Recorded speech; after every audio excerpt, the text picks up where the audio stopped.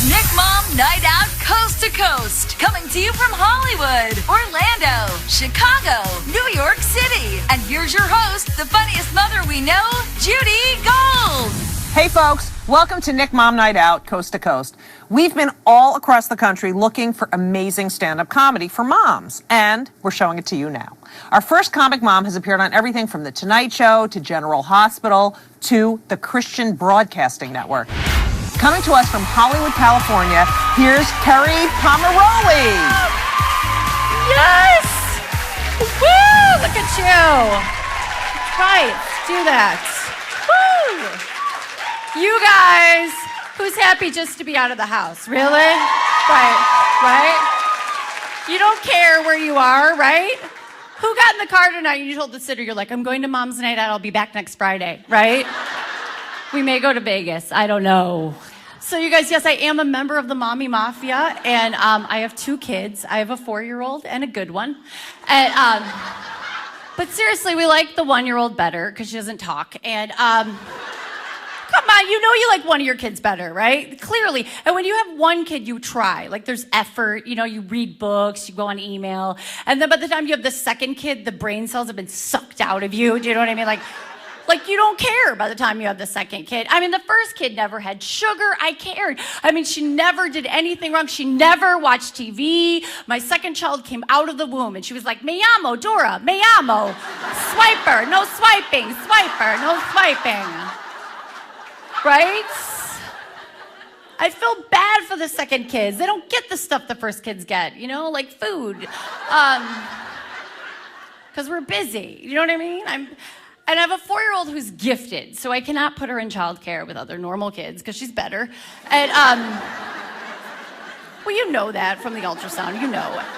So we put her in with the average babies when she was a baby, and they would always crawl up to her and force their flesh into my baby's mouth and make her bite down on them because they're jealous, okay? They're jealous. And if you have a child like that, you cannot take them to church, okay? Church daycare is the worst because they make your kid a number. Have you ever done that, right? 232, right? And you cannot concentrate on that sermon because you're playing anti-bingo. You're like, don't call 232.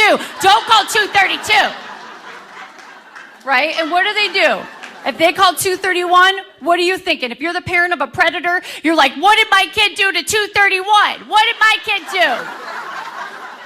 Right? You're not worried about your little alpha dog. Your kid's gonna run a country someday. You know what I mean? You just want to harness their powers for good, not evil, right? And I don't like the churches that give you a pager, right? This one church got mad at me because I wasn't responding to the pages in time because my husband and I were at a movie. And, yes. It's... We dropped her off for Saturday night service and we didn't pick her up till Monday. And I think the church needs to serve me. And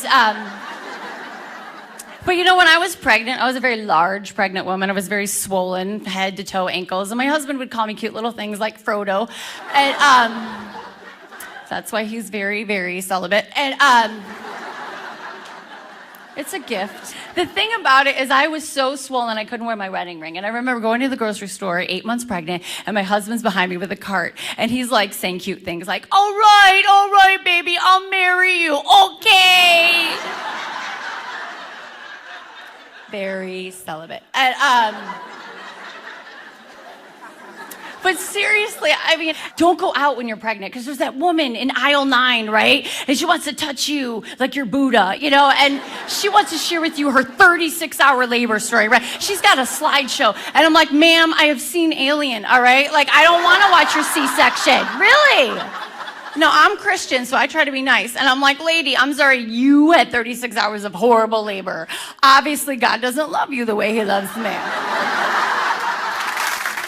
Now, see, I thought that was funny until I bounced into the hospital, and exactly 36 hours later, I gave birth to a 10.6-pound butterball baby. That is your turkey, ladies. I gave birth to your bowling ball, okay? I mean, when you give birth to a sumo wrestler, there is nothing the doctor can say that's beautiful. She took one look at my kid, and she's like, wow, don't breastfeed her. Just get her a pizza. She was so big, she drove home.